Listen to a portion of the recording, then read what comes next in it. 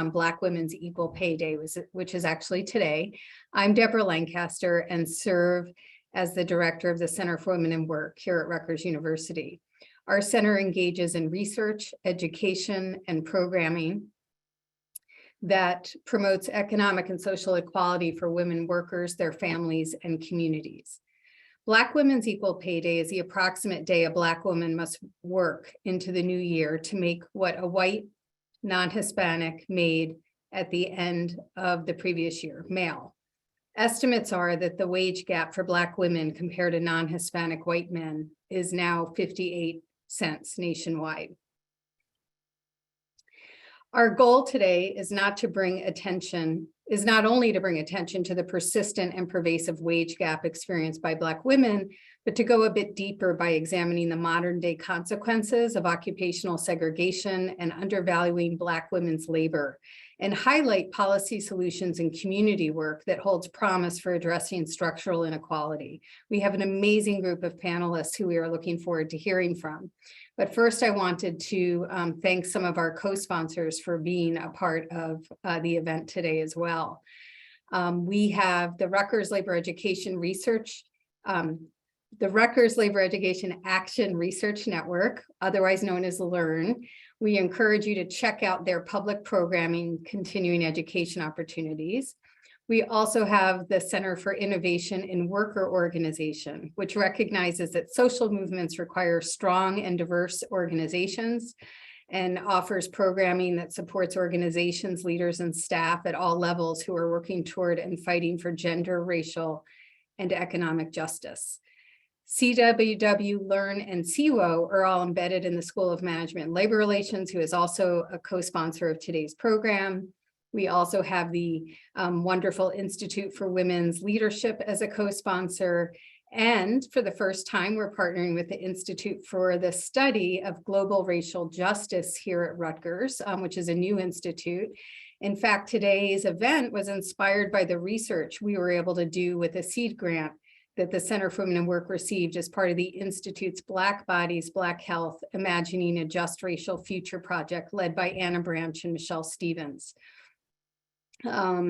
Extra thank you to them and to all of those involved in the Black Bodies, Black Health project for the dialogue and support we received throughout our participation in that project.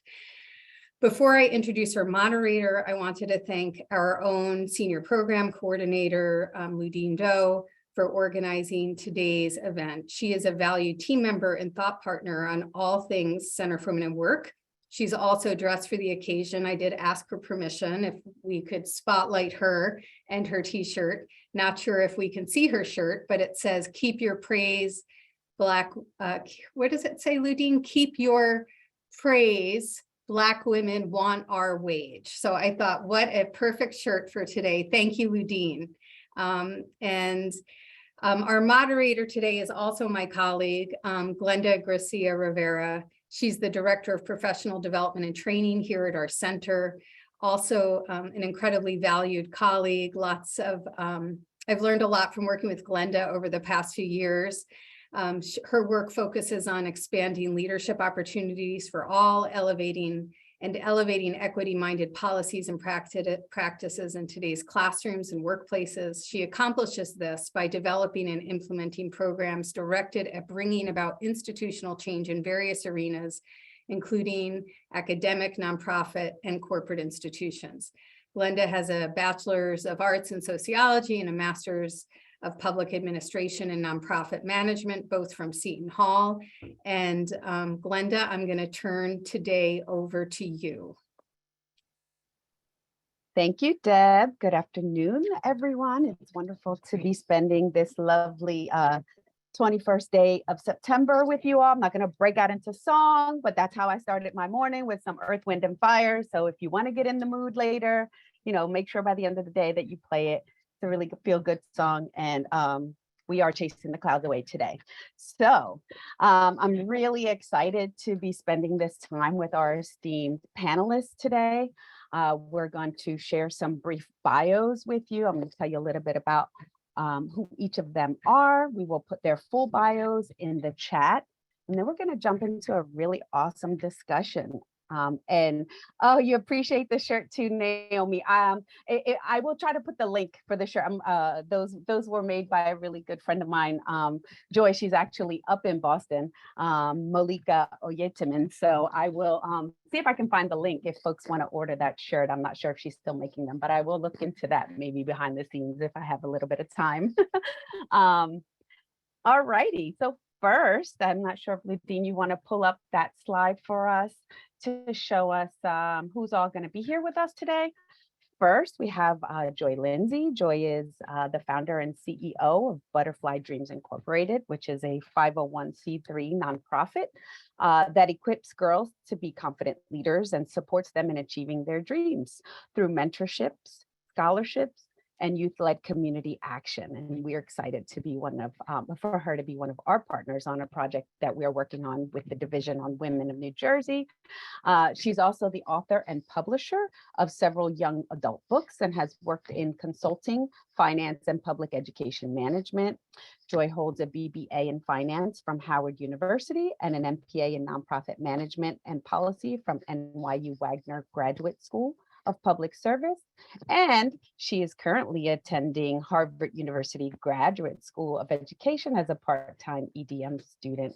So we're really excited for her this semester. She's really working hard. She's a student studying human development and education, and she also serves as an Identity Project Research Fellow, where she'll be conducting research on adolescents' ethnic, racial identity development, and culturally sustaining pedagogy.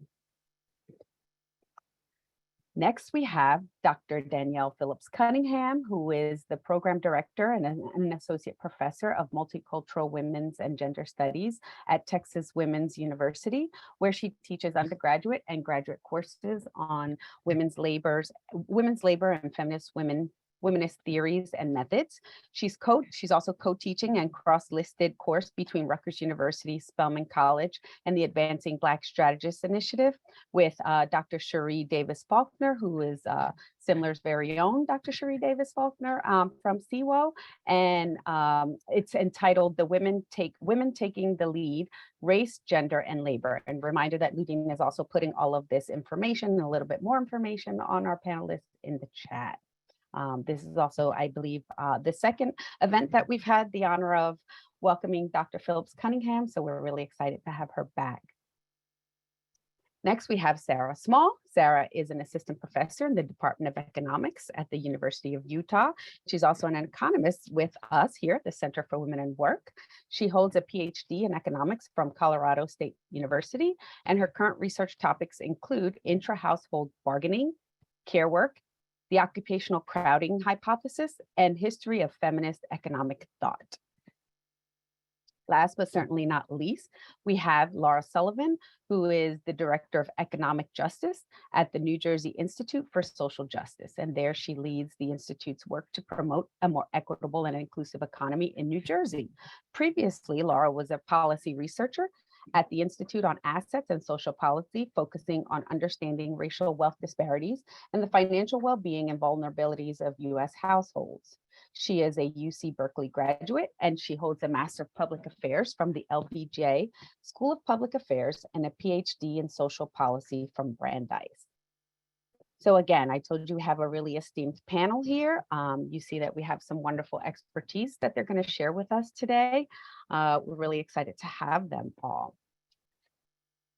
So we are going to start our conversation with Sarah. And as Deb mentioned previously, Sarah worked on the Black Bodies, Black Health project for the Center for Women in Work. And so she's going to talk to us a little bit about the work that she did on the report, specifically focusing on the issue of occupational crowding, and talk to us about the intersection of health and well-being in this space. So I'm going to turn it over to Sarah. She's going to share some slides with you. Awesome. Welcome, Sarah. Welcome. Everyone can hear me and see the slides, right? Great, thank you so much. And thank you for putting this together, Ludine and Deb and Glenda, and thank you for having me and giving the opportunity to share our work. So as Glenda mentioned, we at the Center for Women in Work have analyzed some data on the status of Black workers in New Jersey during the pandemic. Right, I think not surprisingly to folks in this room, we found that Black women face a lot of economic and health disparities in our state, especially during the onset of COVID. Right, for example, we know that among women, Black women face some of the highest rates of unemployment in our state. We also know that Black parents were more likely to face childcare disruptions due to COVID, which affected their paid work opportunities. And something that we were really interested in, and something that I'd like to kind of focus on today, was Black workers' overrepresentation in frontline work. Research by Michelle Holder and others has indicated that across the country, Black women are overrepresented in frontline work, right? High exposure to COVID type jobs. And New Jersey was, of course, no exception. So, right, this meant that when the pandemic hit, they, of course, faced higher rates of COVID exposure. But something that we were actually, really curious about was whether this occupational crowding of Black women in frontline work kind of increased over the course of the pandemic. So, right, many kind of feminist economists and stratification economists have used and relied on the occupational crowding hypothesis in their research, and I include some of that kind of seminal work here. But essentially, the hypothesis suggests that Black workers are often shunted into a smaller number of occupations and excluded from others. And so this means that the labor supply, right, in occupations from which they are excluded is smaller, is more limited, and so wages in those occupations are driven up. So in other words, what this occupational crowding hypothesis suggests is that Black workers are crowded into a comparatively small number of occupations, ultimately, unfortunately, in order to prop up the wages of white workers who have a broader array of occupational opportunities. So we kind of wanted to extend some of this thinking into thinking about how occupational crowding is also used perhaps to kind of prop up the health of white workers, right, in this exploitative way. So in other words, we were kind of wondering, well, if Black workers are kind of being pushed into this dangerous or high exposure occupations, and the economy keeps running on their shoulders, while others are afforded, opportunities to work in occupations that are safer and provide safer working environments. So that's really what we're trying to kind of pin down here in the context of COVID. And so some of our findings I show here, we're using some data from the American Community Surveys, which and a commonly used kind of occupational crowding index, which controls for education level, which I'm happy to kind of talk more about that measure if folks are interested in that. But essentially the story being, if the occupational crowding index is greater than 1, that just means that group is overrepresented in the occupation. If it's less than 1, that means they're underrepresented. And so, right, like lots of folks have already kind of pointed out, before the onset of the pandemic in 2019, Black workers in New Jersey were already overrepresented in frontline work, so things like healthcare and community and social services.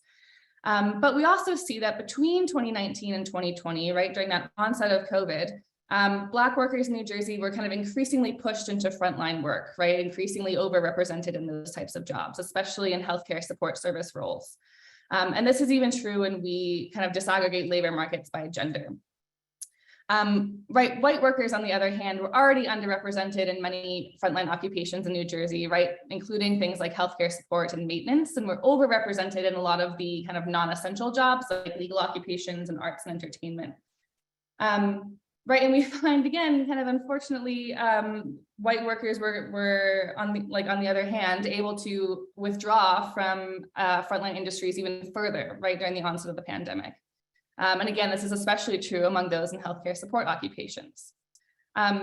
So I don't want to take up too much time, but I just want to show you all these data and kind of highlight that while we're thinking about closing the wage gap for Black women on Black Women's Equal Pay Day, we should also be thinking about these dynamics of occupational segregation and how that plays a role in this story. And ultimately, I'd really like to think about how we can make sure that Black women aren't being exploited in their work, both in terms of their wages, but also in terms of their health and well-being. And I'm happy to kind of chat about this more, but I'll stop there. Thanks, Glenda.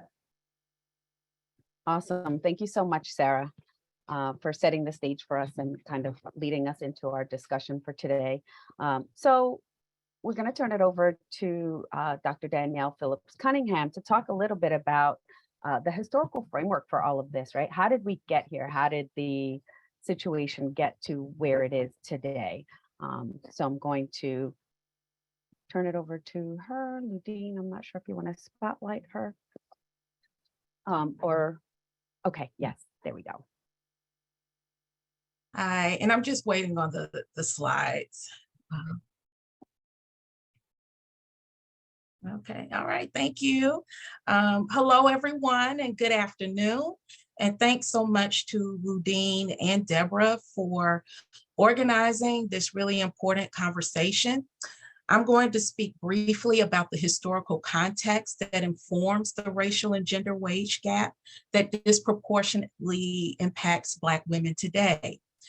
So the overarching question that I will address is, how did we arrive at the double gap or wage inequities at the intersections of race and gender? Next slide, please. So I think that it is important to first acknowledge and locate the beginning of this systemic issue in the institution of slavery. Capitalism was built on the enslavement of Black people and the foundation of ideologies of race and gender used to legalize and justify the exploitation of Black women for many centuries was developed during slavery. For over 250 years, Black women were considered property in the court of law, and after emancipation, they were still seen as the very antithesis to US citizenship, and therefore their work was not seen as valuable. And these perceptions have remained firmly rooted in institutions, policies, and everyday practices that have impacted Black women's working lives ever since. So collectively, the 13th, 14th, and 15th Amendments ended slavery, declared Black people US citizens, and granted Black men the right to vote. But this short-lived progress, known as Reconstruction, did not translate into political and labor rights for Black women. While a small percentage of Black women could access educational opportunities and become teachers, nurses, and social workers, most Black women, especially in the South, had few options but to labor in domestic service and in sharecropping because they were barred from other occupations. So domestic work and sharecropping were among the lowest paying and most dangerous occupations. And in an effort to call the nation's attention to Black women's working conditions in the late 19th century, African-American educator and philosopher Anna Julia Cooper attempted to collect quantitative data demonstrating the immense national and global value of Black women's work. But she noticed a glaring omission in the labor census. So as she wrote, quote, "Our efficient and capable census enumerators never draw the color line on labor products. I am unable to say accurately then just how many bales of cotton, pounds of tobacco, barrels of molasses, and bushels of corn and wheat are given to the world through Negro industry," end quote. And she also continues to say, but there are available statistics when it comes to Black people regarding illiteracy rates, et cetera, or crime. So the lack of documentation of Black women's work shows just how devalued it was. During the late 19th and early 20th centuries, there were also no national labor organizations that stood with Black women as they resisted labor exploitation. Most organizations were led by white men who argued that challenging racism and sexism hindered their labor movements and would cause division between workers. So their refusal to tackle both racial and gender inequities, and in some cases refuse Black women union membership, in turn excluded Black women from most national labor organizations. Next slide, please. So while Black Women's Pay Equity Day is a call to action against the glaring inequities between the wages of Black women and white non-Hispanic men, I think that it is also important to examine the wage disparities among women, which also has a long history. I've included a table here on this slide that provides just a snapshot of the wage gap in occupations outside of domestic service and sharecropping. As this table shows, when Black women worked in the same occupations as white women, they still made less than their white women counterparts. In 1930, African-American educator and labor leader Nannie Helen Burroughs was commissioned by President Hoover to conduct a national study about the housing conditions of Black people.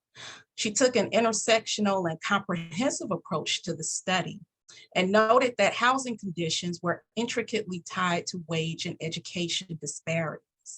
In the section of her report about Black women, she noted, quote, "In general, Negro female workers receive less income than white female workers for the same type and quality of work.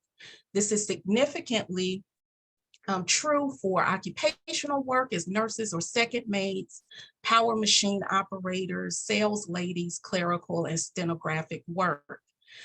So after the 1930s, racism and sexism continued in labor practices and policies deeper into the 20th century.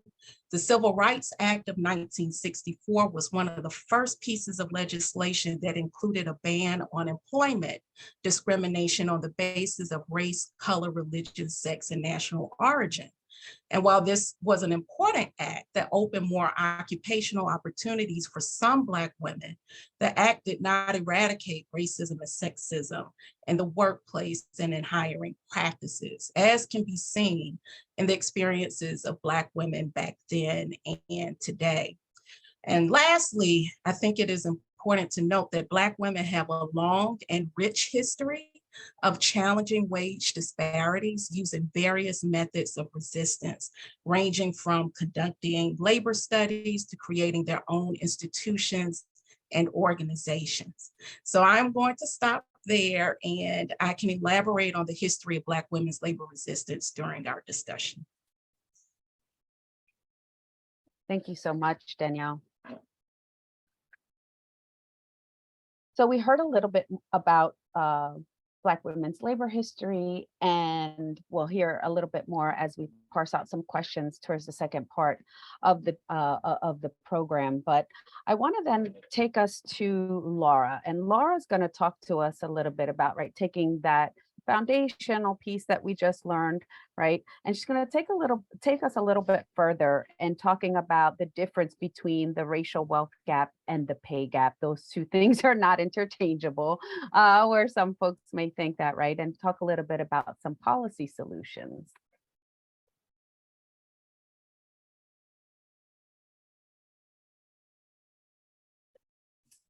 Great. Thank you so much for having me. I'm really pleased to be here today, and thank you all for organizing the event. As Glenda mentioned, I'll be talking a little bit more about how wealth and income intersect and how the racial wealth gap is really important for understanding Black women's economic security. You can go ahead to the next slide.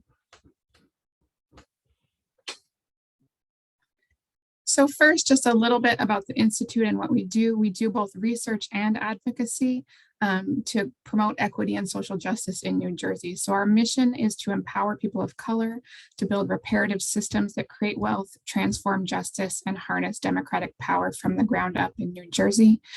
So in our economic justice team, we're really focused on closing the racial wealth gap. Our democracy and justice team is focused on making sure that we have the most inclusive democracy in the United States. And then we also have a criminal justice reform team to make sure that we are combating the racial disparities that we see in our criminal justice system. So our work aims to topple load-bearing walls of structural inequality to create just, vibrant, and healthy communities. Next slide. So this is our analysis from our recent report, Making the Two New Jerseys One, closing the $300,000 racial wealth gap in the Garden State. You can see that the racial wealth gap in New Jersey is almost twice that of the racial wealth gap in the United States more broadly. So wealth inequality is greater than income inequality in the United States, and that's true particularly in New Jersey. So we are a particularly prosperous state, but that prosperity is not equitably shared. And so we have among the highest median white wealth in the nation, which leads to our dramatic racial wealth gap. So while the racial wealth gap in the Garden State is about $300,000, it's almost half that at $160,000 in the US more broadly. In addition, about almost one third, 28% of Black households have no wealth. or more debt than assets, so actually negative net worth. And so that really impacts long-term economic security. Wealth provides both a rainy day fund if there is income volatility, as well as opportunity for mobility to invest in a child's higher education, to buy a home. And so wealth provides long-term stability in a way that income alone cannot. Next slide, please. So indeed, as Glenda just mentioned, that wealth and income gaps are different and distinct, and we really need to understand how they intersect with each other. So this is data from New Jersey looking at the median household income and then median household wealth. And you can see that there is a substantial household income gap, but the median wealth gap is quite a bit greater. And so when we think about wage gaps and ensuring equity in jobs, particularly for Black women, we need to also be thinking about the racial wealth gap and how jobs contribute to the racial wealth gap and intersect with the racial wealth gap. Next slide. So you may have noticed that I've been talking about households, and typically we do measure wealth inequality or wealth for families by the household. But it is important to look at both racial and gender disparities in terms of understanding wealth. Unfortunately, we cannot do that in New Jersey specifically because we don't have sufficient data to look at both race and gender together. But Mariko Chang, who's an expert in women's wealth, has provided this analysis of wealth by race for single men and single women in the United States. And you can see that indeed the racial wealth gaps are quite stark, and the gender gaps are also notable. So when we think about economic security for Black women, we need to be thinking about the disparities in terms of both gender and race. Next slide. So in our report, we get into more details about the different factors or building blocks of household wealth that contribute to the racial wealth gap. So I won't have time to talk about all of these in detail, but I think it's just important to note that wages and work and quality jobs are one component of how folks build household wealth. Home ownership is a really important piece of that. Unequal access to intergenerational wealth. We know that our public policies have helped support wealth building for white families for many generations. For example, in the GI Bill, for example, racially restrictive covenants and redlining led to barriers to home ownership for Black families in ways that were not creating barriers for white families. And in fact, our public policies supported wealth building for white families. In addition, current and past policies around higher education and higher education finance contribute to the racial wealth gap. So there's a comprehensive set of policies that we need to look at when we think about combating the racial wealth gap and wealth disparities. Next slide. So just with a little bit of focus on work, one important way that we need to think about how work contributes to the racial wealth gap is the aspects and attributes of a job that help folks build wealth. One of the clearest ways is through retirement benefits. And so this is a graphic from our report, which highlights that Black and Latino workers are much less likely than white workers in New Jersey to have access to retirement accounts. And so when we think about how do we address the racial wealth gap, we need to think about ensuring that workers of color have more access to retirement benefits that help build wealth. Next slide. So in terms of how do we address the racial wealth gap, I will discuss the details a little bit more in the next slide, but broadly, we think it's important that we repair the harms of past policies directly. Think about how policies got us to where we are today, and then ensure that our policies intentionally expand opportunities to build wealth for Black families and other families of color. New Jersey must ensure that policies do not exacerbate wealth disparities, which they have done, even if they're well-intentioned. We have a number of policies such as the GI Bill, which actually helped form our wealth disparities that we see today. And we need to ensure that our policies instead actively serve to close the racial wealth gap. Next slide. So these are a number of policies that we're working on at the state level at the New Jersey Institute for Social Justice. I hope in the discussion that we can talk about a few of these a little bit more, but just highlighting the first two that that focus a little bit more on wages and work specifically. There's current pending legislation in the New Jersey legislature on the Fair Workweek Act, which would require notice for schedules, rest between shifts, and a number of changes to ensure that jobs are better quality and more stable for workers. The second bullet point highlights that there's a 10-bill package that was introduced actually a few years ago, 2018, to help diversify apprenticeships. Apprenticeships have traditionally been an opportunity for middle scale quality jobs with benefits, but have primarily been dominated by white men. And so this 10-bill package seeks to diversify who is enrolled in participating in apprenticeships to access those quality jobs. And so we see this as an important way to help women and women of color to access apprenticeships in the state. Next slide. There's just a few resources from our team, and I look forward to the discussion.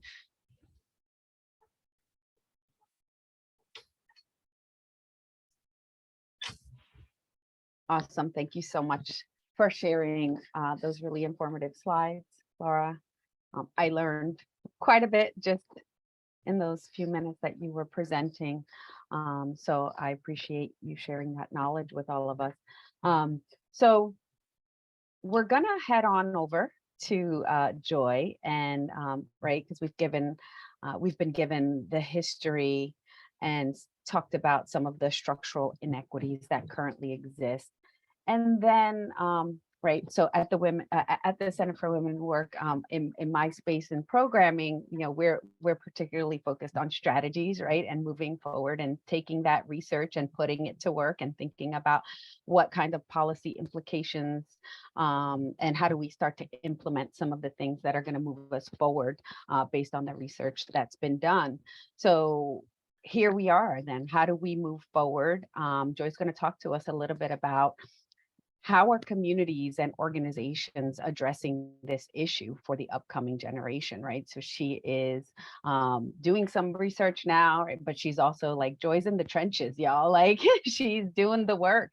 So I'm gonna turn it over to Joy, and she'll talk to us a little bit about the impact on the younger generation and community action.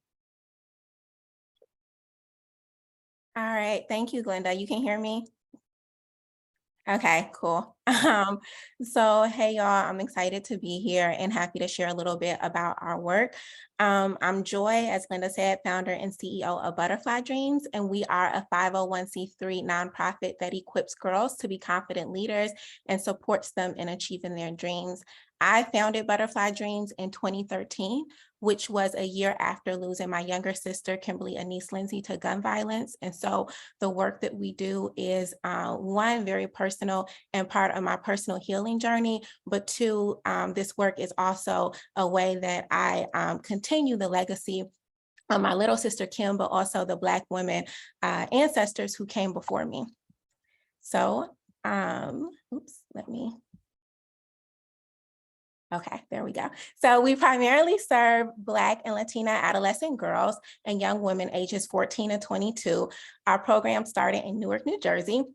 And before the pandemic, we were a community of about 50 girls in Newark, New Jersey. Over the last 2 years, as the needs of girls have increased, so has our community. So our community now is a little over 600 girls and women who primarily live in Northern New Jersey, New York City, Chicago, Illinois, and Northwest Indiana, which is where I'm from. I'm from Gary, Indiana. Our girls have very diverse skills and interests and strengths. They are leaders. I say this all the time. If they don't identify as leaders before they come to us, by the time they're with us, they definitely are using that language and see themselves as leaders. They're leading in school, they're leading in their homes. Some of them are big sisters in their communities. Many of them have multiple part-time jobs or are leading community initiatives or their own businesses. But regardless of what they're doing in life, at school and at work, the things that I would say the common thing about girls who come to us is they're in search of a community and opportunity. Community being a safe space where they can grow and be, and then opportunities being jobs, internships, ways that they can actually make their dreams a reality. As we know that while pursuing personal, professional, and educational goals. Girls, particularly Black girls, face racism, stereotypes, abuse, and other inequities that impact how they start to see themselves. And so we don't just see this in research, but we also see it in the real stories of our girls. Last school year, we asked girls to discuss some of the top challenges they were facing in the school year. Over 70% of our girl leaders cited a lack of confidence or self-worth resulting from how other people saw or treated them. One of our 12th grade students from Newark, New Jersey said, "Between other people's opinions and everything I've experienced, self-esteem is a big struggle for me. I am still learning how to love my body, but I am doing better than I was before. I did the big chop. Leaving that part of myself behind is forcing me to love my face without the mask of hair." And so in addition to these frequent attacks on their self-confidence, their beauty, their worth, our girls overwhelmingly just have too much on their plates. Also, at the end of last year, more than 70% of our girls reported being just frequently stressed out during the school year because of school, work, and personal or family obligations. When asked to share more about those stressors, girls identified coping with the grief of losing loved ones to COVID-19 and community violence, struggling with individual and family finances, needing more academic support, overcoming rejection, and dealing with racism and misogyny. So when we think about the work that we do, it goes beyond just providing girls with the career skills they need to go into the workforce and placing them in internships. It's really about connecting girls to a strong community of peers and mentors that truly loves them and values them. A community, one, that helps them to start to identify as confident leaders. And so when they're going into their careers, they really have a strong sense of who they are and as they're developing into their womanhood. And two, a community that is supporting this growth as in their leadership and their pursuit of their dreams. I won't have time to talk through all of our programs and the ways that we go about, but I did want to end with a quote from one of our students who is now a second-year student at Notre Dame, because I think this quote speaks to the work that we do and how, as a community organization, we're working towards helping our girls grow as leaders. So Wanu says, "I don't think words would be enough to describe the impact that being a part of Butterfly Dreams, the Right to Lead internship, and the Cocoon Club has had on me. The 13-year-old version of me who discovered it all for the first time in middle school would have never dreamed of who and where I am now. And I owe a ton of that fruition to the community. It's hard to imagine not achieving your wildest aspirations, especially when what's offered is a community of young girls and women who make the conscious, consistent effort to be in your corner, to advise you, nurture your passions, and serve as a reminder that you are just as capable as any other and not just reaching the stars, but grabbing the moon and the sun simply because you too are deserving." That type of unshakable backing from my Brody, my leadership coach, was just the push I needed to grow as a leader and to develop an even firmer understanding that love and empathy are key in meeting the demands of any community. And so thank you. I look forward to just being in conversation with you all. Thank you, Joy. It's always so powerful to hear directly from the program participants, right? So I love closing that you closed out with that. So we're going to take this time now to move on into our questions for each of the panelists. So we're going to kind of switch up the order and go and hear a little bit more from each one of you. I'm going to start off with Danielle. Towards the end of your talk, you talked a little bit about Black women challenging wage gaps, right? So can you elaborate a little bit more on the early history of Black women challenging wage gaps? All right, thank you for that question. And while discussing the history of Black women's labor resistance, I'd like to share some images, again, just to give a snapshot of the wide-ranging and groundbreaking methods that Black women developed to challenge labor inequities. And I'm also showing these images to put some visuals with the names of women, institutions, and organizations that are rarely acknowledged as major contributors to US labor movements. Next slide. So Elizabeth Ross Haynes was a sociologist born in Mount Willing, Alabama, and she is one of the reasons why we have federal data today about women's wages along the lines of race and occupation. While working at the Women in Industry, later renamed the Women's Bureau of the US Department of Labor, Haynes produced intersectional data to bring national and global attention to Black women's substandard wages. She also used her research to advocate for a global and cross-racial labor union.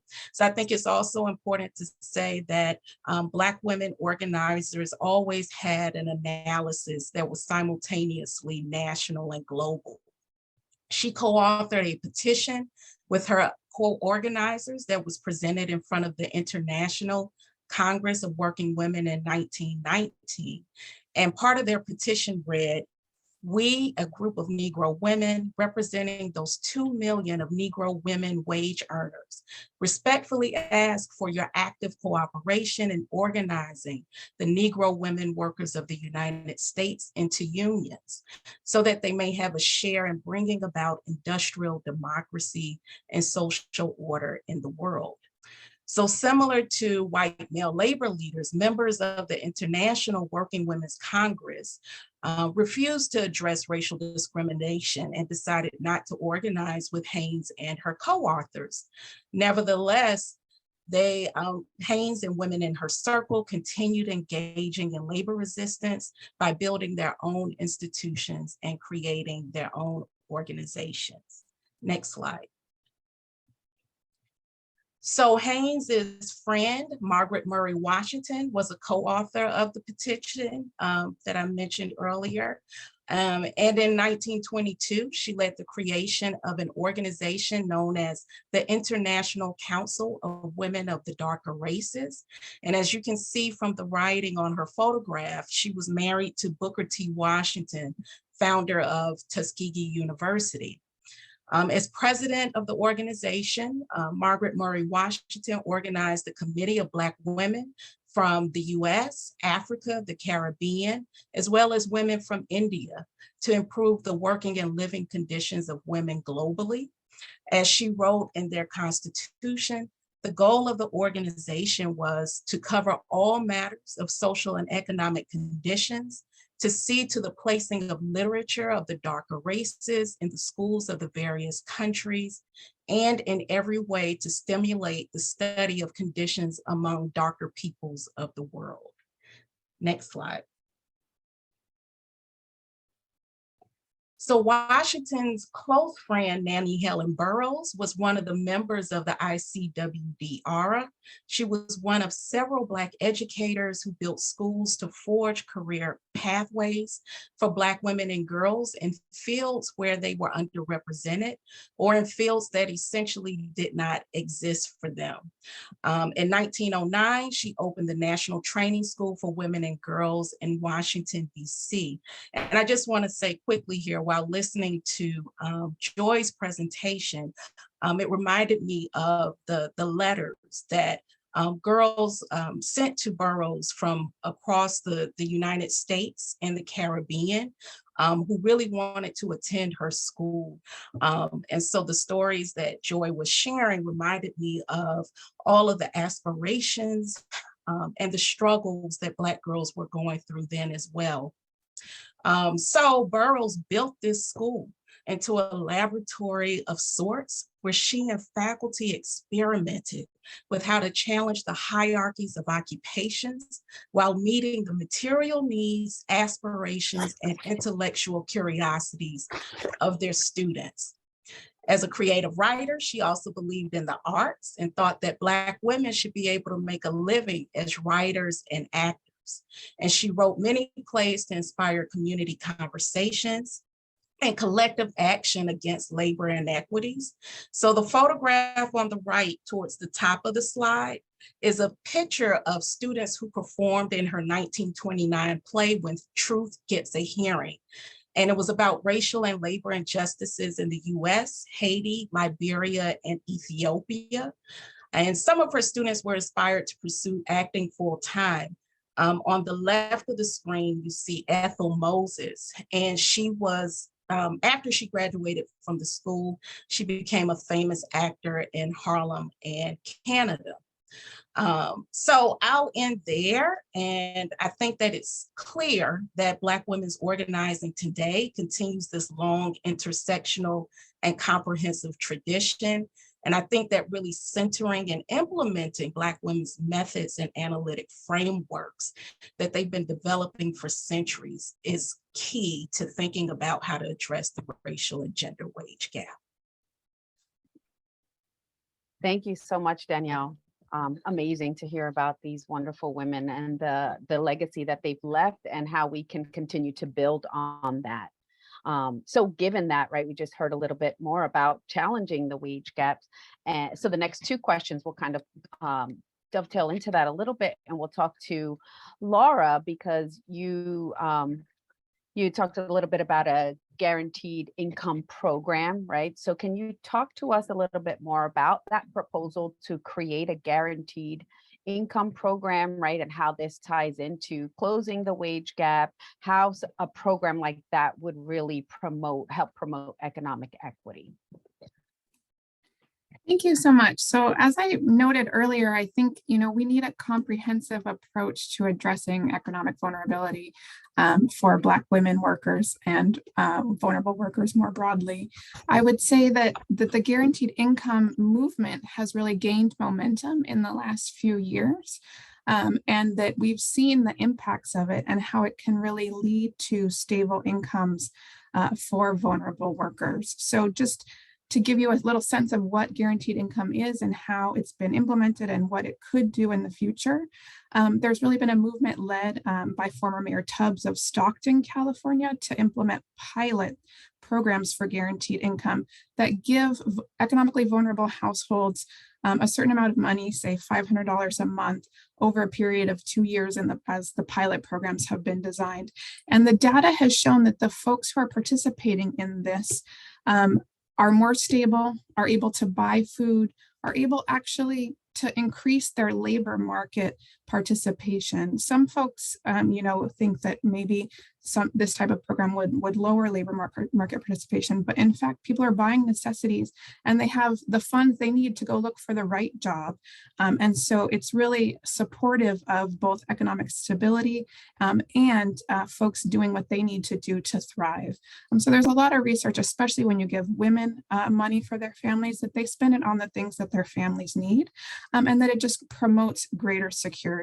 So these pilot programs have been flourishing around the country, led by the coalition of mayors called the Mayors for Guaranteed Income. We have 2 in the state of New Jersey happening right now. We have one in Newark, New Jersey, and then also in Paterson. So we're seeing positive results coming out of these pilots, but we've also seen a national experiment happen with the expansion of the child tax credit that happened last year as part of what Congress did to expand resources for families in need during the pandemic. And this data just came out about a week ago from the census that 2.1 million fewer children were in poverty because of the expansion of the child tax credit. So, folks may know that families get a credit in their taxes when they have children under a certain age. That was expanded last year by Congress to support families, and families were able to get those funds on a monthly basis, as opposed to just at the end of the year for tax time. And it had a really dramatic impact on lowering poverty for families with children. And so as we think about comprehensive ways for increasing economic security for Black women workers and their families, I see guaranteed income as a part of that holistic approach that we need to be looking at. Awesome. Thank you so much, Laura. So that brings me a little to Joy to talk a little bit more about organizations such as yourself, right? So in thinking about the role that like a Butterfly Dreams could have in this process, also, how do organizations like yours help improve equity and employment opportunities for Black girls and young women? Yeah, thank you, Glenda, for that question. I think one important way is we think about how creating these really empowering early career experiences, right? And so for us, that is through these paid internships and paid community-based internships. And both of those things are important. One, paid, just realizing that for many of our girls, they don't have the privilege or the luxury to work unpaid internships or to work really low paying fellowships. And so making sure that they are compensated for fairly for their time. And the community-based piece is important because they are in an environment where they're understanding some of these issues that we're talking about through a critical lens. They're also really starting to understand the legacy that they're continuing. So the legacy that Professor Phillips Cunningham kind of started to talk to us about, but like that they're really seeing real time what it means to lift as we climb. And so understanding we're still lifting, but I know that I also we're still climbing, but I know that I also have an expectation to lift other women and girls. And so when I come from my community and I go in these spaces of higher institutions or in these corporate jobs, have a responsibility to tackle these things, to disrupt the status quo. And so through community organizations, we're able to get at that and to teach them about a legacy and a history that they may not get and they likely do not get in a classroom. And then the last thing I'll say is through partnerships. We're a small organization, and so the work that we do is only possible through partnering with institutions like Rutgers, right? The Rutgers, the Center for Women in Work, New Jersey Department of Children and Family Services, DCF. Like our partnership with the Excel Fellowship is one powerful example of how a higher education institution can partner with a community-based organization and a state entity to kind of have this regional effort that focuses on girl leadership that's beyond just building technical skills, but really holistic and preparing them to go out and to continue this work. So, yeah. Thank you. And so we could talk about this all, right? Like we talk about this all the time, Joy, right? That their time, right? Teaching them at a young age that their time is valuable and that this is not a handout. This is something that they are, they're being asked to participate in, and that this is the resource for them, but that we are also valuing their time and effort by paying them, right? Not just praise, but wage. So absolutely, yeah. Right? Like, praise is not gonna, pay the bills. So really important to think about that.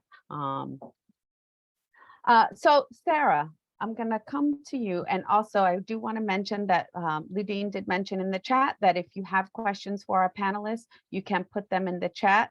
Once we go through our round of questions, we will then get to the audience participant questions. So if you all panelists want to just kind of peek at what's going on in the chat, if someone wants to answer that right while we're going through some of the other questions, feel free to do that and then we'll get to them. So Sarah, in talking about some of the research that you did, right, and knowing that the frontline workers face higher rates of COVID infection and what have you, based on the study, how else did overcrowding in these frontline occupations affect Black workers in New Jersey and specifically Black women? Yeah, thanks, Glenda. Yeah, so of course, right, this overcrowding in the frontline industries meant more exposure to COVID, but also, right, a lot of these frontline industries had lower pay, which is of course also something that's contributing to this race gender wage gap. But it also, in some of our data, we found just correlations with Black women working in frontline work and rates of anxiety, more frequent childcare disruptions, which I mentioned, right, kind of more exposure to COVID in terms of transportation to work, and that Black women were less likely to be able to work from home compared to other women in New Jersey. And so when we're kind of thinking about these issues around occupational segregation and around the gender wage gap, I think it's also useful to kind of zoom out and think about these other infrastructures that we can use to support folks, right? So we look at things, right, like the child tax credits and how that's supported folks, especially in terms of these types of like childcare disruptions and how that's affected folks' ability for, paid work, right? But I think just in general, right, thinking about, some of these broader health and well-being measures might be important when we're pinning down some of these issues. Okay, thank you. So Laura, in thinking about some of what you talked about regarding the student loan crisis and how that contributes to the racial wealth gap. And I do want to say that there was a there was a comment in the chat about New Jersey class loans also, so it's kind of like on topic, right? Can you explain to us how this happens and how reforming some of the financial access to higher ed would support economic security for Black women in particular? Thank you so much for that question. And, as I noted, the student loan crisis is really exacerbating the racial wealth gap, both in New Jersey and in the nation more broadly. So it is really important we think about how we finance higher education and what we can do to address and eliminate the student loan debt crisis so that we can promote economic security for Black women and Black women borrowers in particular. A few statistics on this. Women hold 2/3 of the student loans. So we know we have trillions of dollars in student loans. Women hold more of those loans. In addition, Black students, because of the racial wealth gap, are less likely to have family who can help pay for college. So they have higher financial need and they have a harder time paying off loans after they graduate. So an analysis I did with former colleagues at Brandeis University highlighted the fact that in one cohort that we have data for, over 20 years, the median white student is able to pay off 94% of their loans. But 20 years later, after starting school, just Black students at the median have just reduced their loan percent by 5%. So 20 years later, and that burden is still really substantial for most Black students. And so when we think about how we've underfunded higher education, particularly since the Great Recession across states, including in New Jersey, and we talk about this in our report, Freed from Debt, which was published in 2020 by the New Jersey Institute for Social Justice, if you want to read more about it. Since we've underfunded our higher education, tuition rates have gone up and borrowing has gone up for all students, but that's particularly true for Black students. And so because we have this existing racial wealth gap, our public policies in higher education are continuing to exacerbate the student loan crisis. So at our institute, we're trying to think through and advocate for a number of solutions that will help us address this. So we really want to see debt-free college. We want to see that students don't go to college and have to come out with a decades-long debt burden. And so this means repair for both students who are currently borrowers and prevention for students who will go to college in the future. So, we're pleased to see that Biden has moved forward with student loan cancellation. We'd like to see more. We'd also like to make sure that that we're going back and we're actually doing the best we can to fund higher education so that we don't see the tuition increases we've seen over the last few decades. So we know that higher education can be an opportunity for mobility, but if it comes with a huge debt burden, then it's not going to be that. So we really need to ensure that we're investing in our students. And as I noted from the statistics at the beginning of my comments, this is particularly important for Black students and Black women students. That one is close to my heart because most of my college friends identify as Black or Latino, and that's an ongoing joke that we're still paying our loans. I just recently finished paying my loans and many of my friends really are still paying loans. So really important to think about the role of that. Danielle, can you then go back to thinking about the women that you've talked about before, right? And how do you think their scholarship and activism can be used as historical guides for addressing today's working conditions? How can we use that framework? Okay, thank you for that question, Glenda. I think that Black women's labor resistance histories really underscore the sense of always taking an intersectional approach to addressing systemic inequities. I really don't think there's another option if we really want to get at the heart of labor injustices that impact Black women. And then when those injustices are addressed, that actually, benefits a lot of people. And also, I think their histories highlight the powerful challenges to the racial and gender wage gap that happen outside of labor unions, because Black women were excluded from labor unions for so long. So as we think about organizing with Black women, I think it's important to look at churches, to work with women, Black women in their community organizations, the organizations that they started.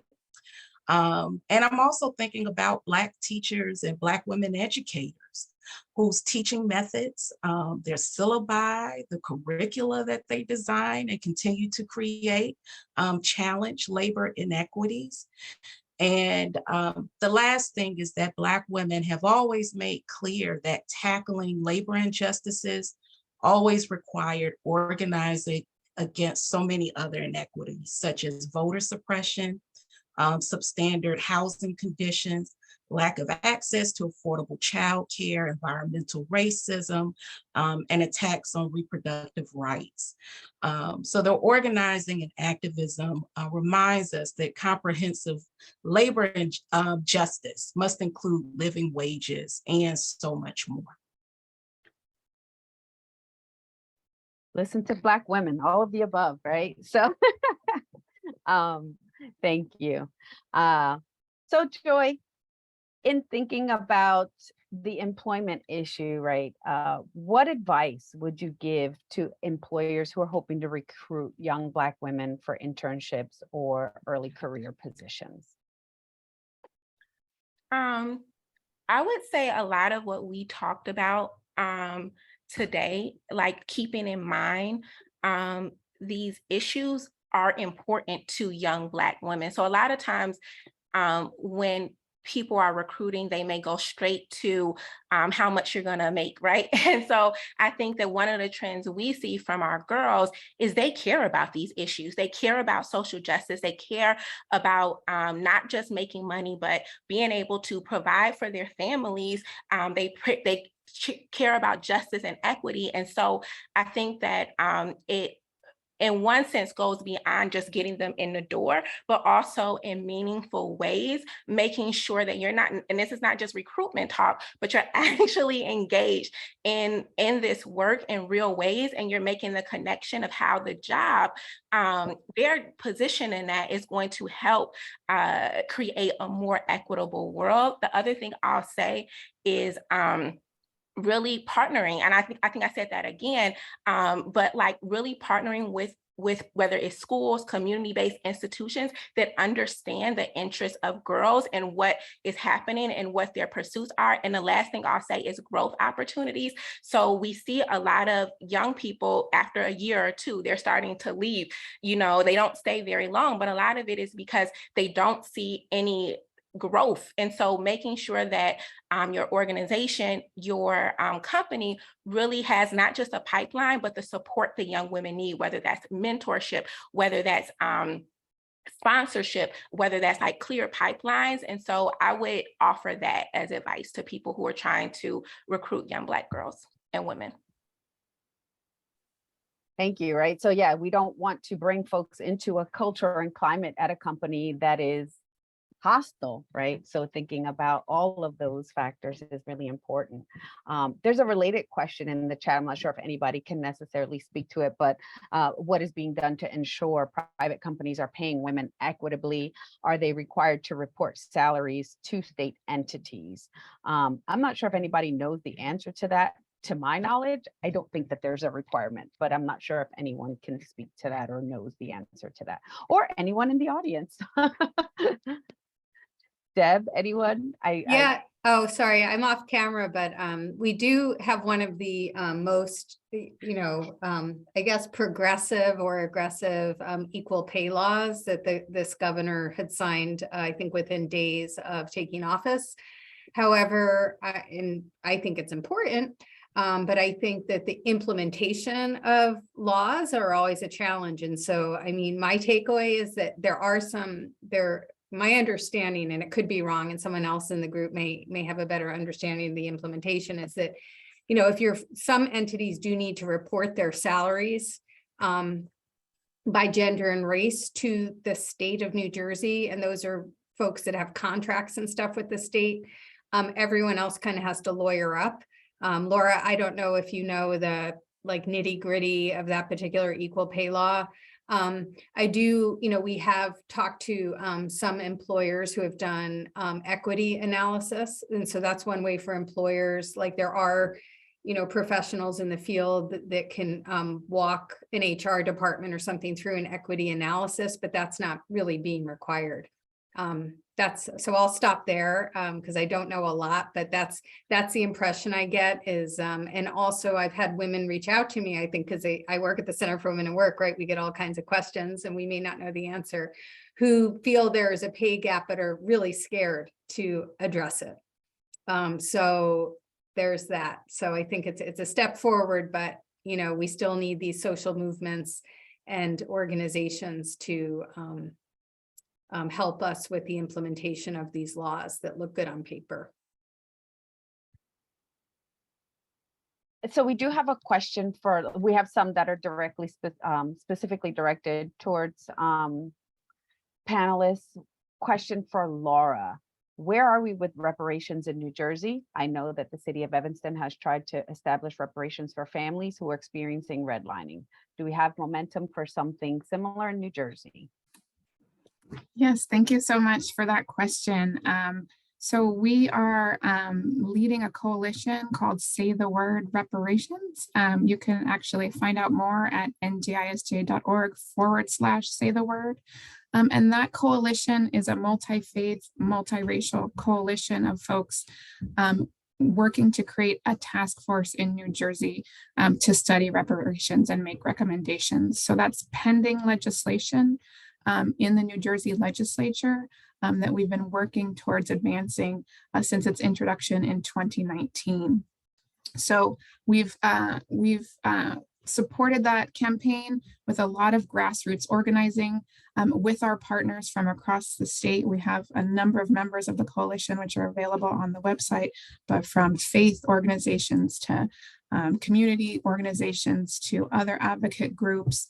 We have a lot of momentum in terms of our coalition, and we're continuing to put pressure on the New Jersey legislature to see that legislation move forward. So, we're actually continuing to engage with the legislature this fall. We had a rally on Juneteenth supporting this initiative and a few of our other initiatives at the Institute. So, please join us. Please check out the website. And we do think that this is really important for us to repair the harm of our state that starts with slavery, and think through how systemic racism has gotten us to where we are today. So we hope you'll join us and definitely, see that this is an important initiative for the state and that we're continuing to fight for. I'm sure folks are going to get on that.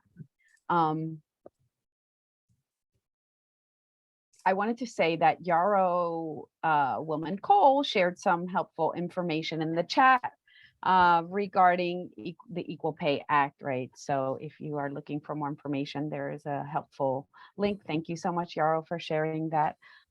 We have another question, and this one is specifically for Danielle. What are some specific strategies that we can draw from Black women's labor resistance to reduce Black women's wage gaps today?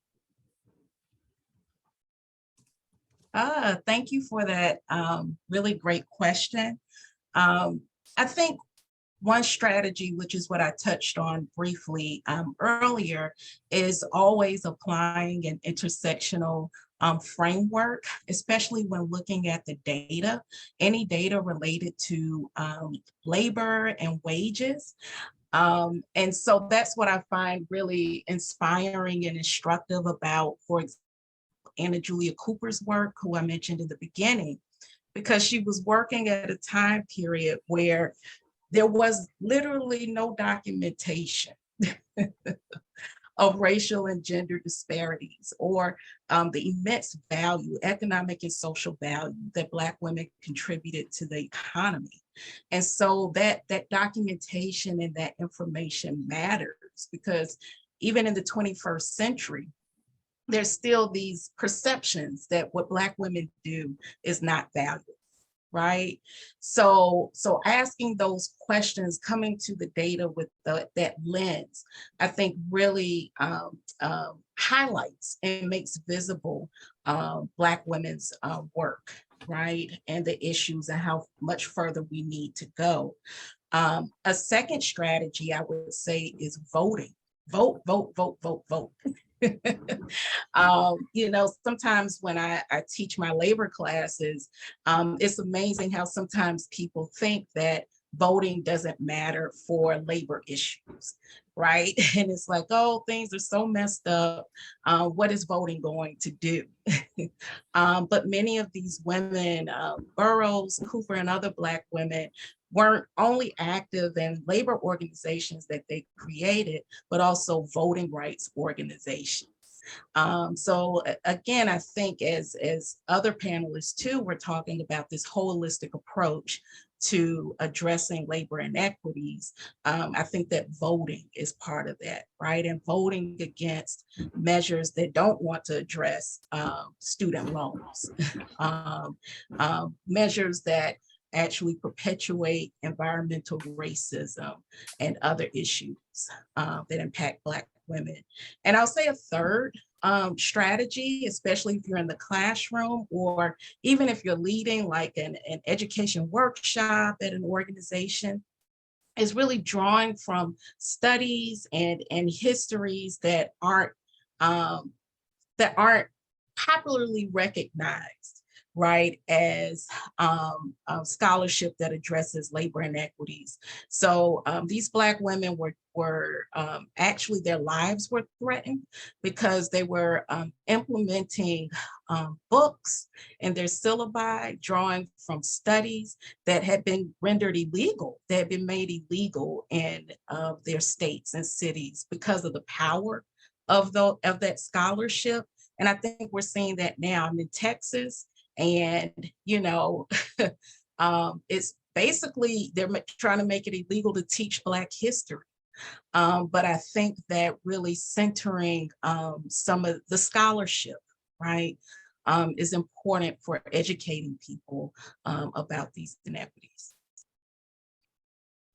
Thank you. I just found that I live in Pennsylvania, and I just found out that Pennsylvania has the second largest list of banned books in the country after Texas. I'm from Jersey, y'all, so I'm still claiming Jersey. Like, I'm still a Jersey girl, but it was just cheaper to live on this side of the river. But I just found out, and my vote is much more powerful here. So I will be voting and have been for the last 17 years I've been living here. But yeah, that blew my mind. So we have a follow-up question for Sarah from Yarrow. So in a similar vein to some of the comments, Sarah, that you made before regarding structural and policy, public policy support and safety nets for the fact that women are disproportionately provide care work.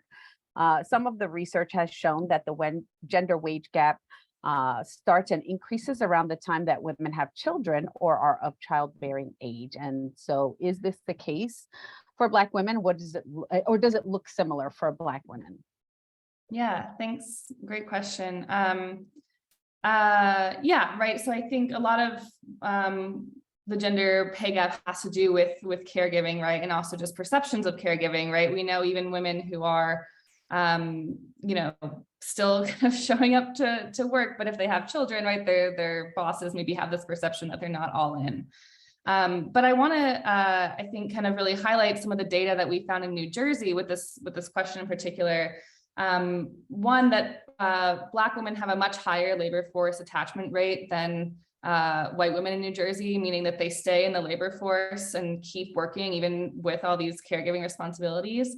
And two, we also found that during the onset of the pandemic, Black women took on a lot more jobs, right? They're working a lot of part-time jobs and juggling all these different responsibilities. And so, you know, thinking about, again, some of these like structural solutions, you know, a focus on, you know, publicly supported childcare, I think would really make a big difference for folks, you know, ability to kind of participate more equally in paid work.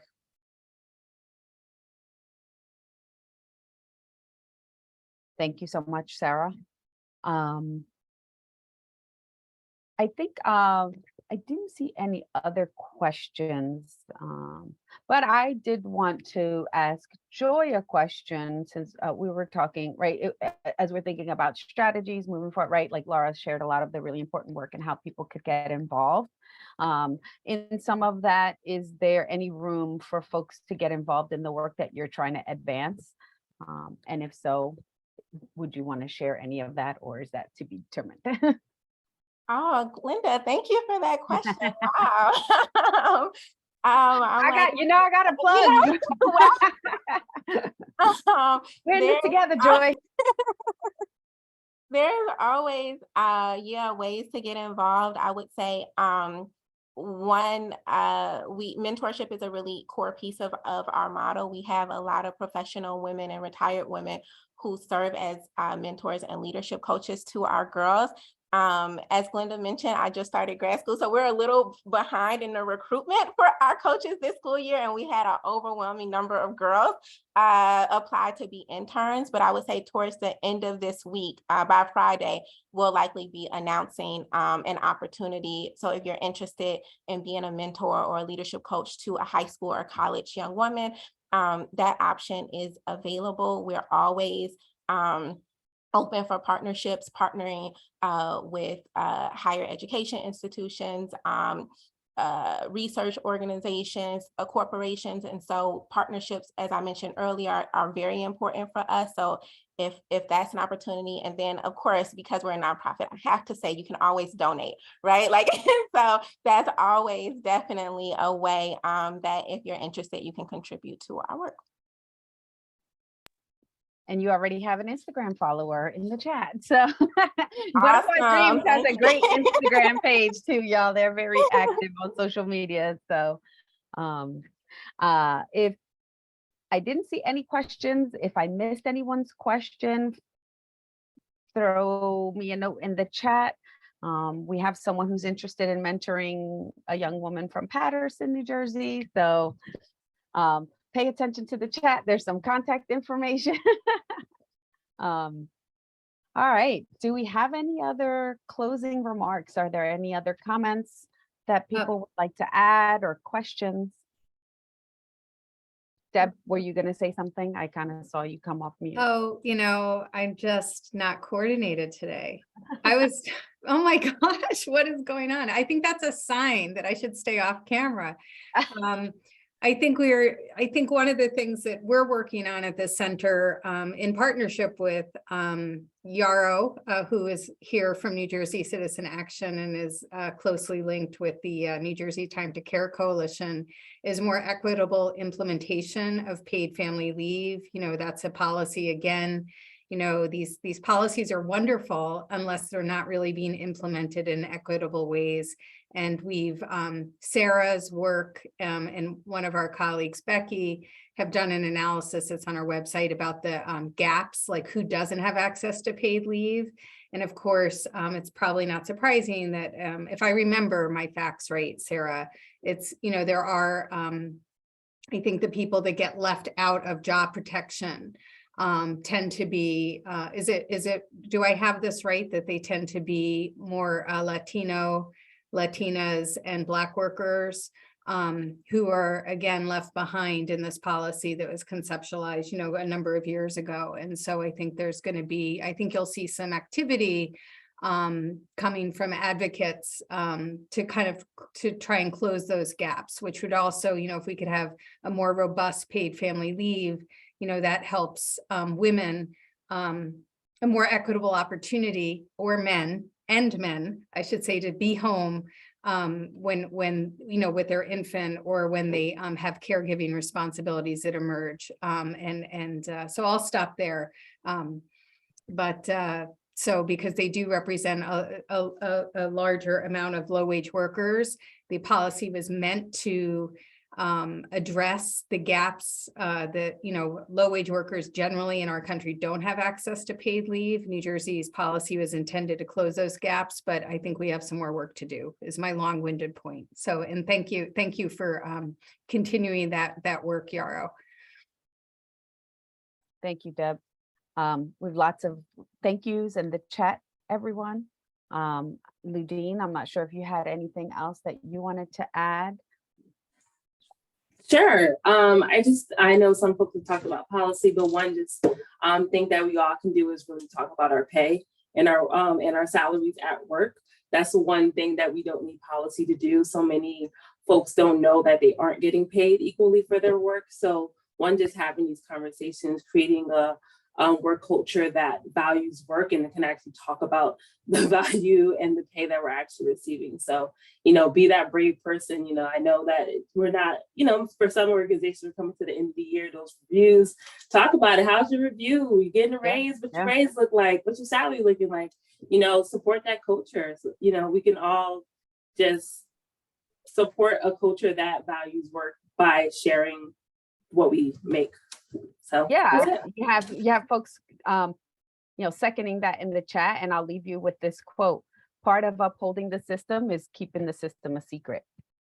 So we can all leave that on that note, and that the more that we raise awareness and are open and upfront about these conversations, the more that we are working on dismantling the system. So there's some useful information in the chat to follow up with. You can always save the chat. If you go to the 3 little dots on the bottom where it says more, you can save the chat for yourself if you'd like to do that. But if we don't have anything else, I'm going to give everybody 5 minutes back in their day, which, depending on how quick you are, can be pretty productive or not.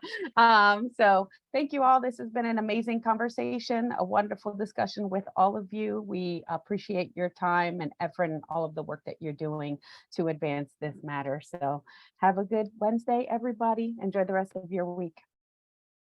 Thank you all. Bye. Bye-bye.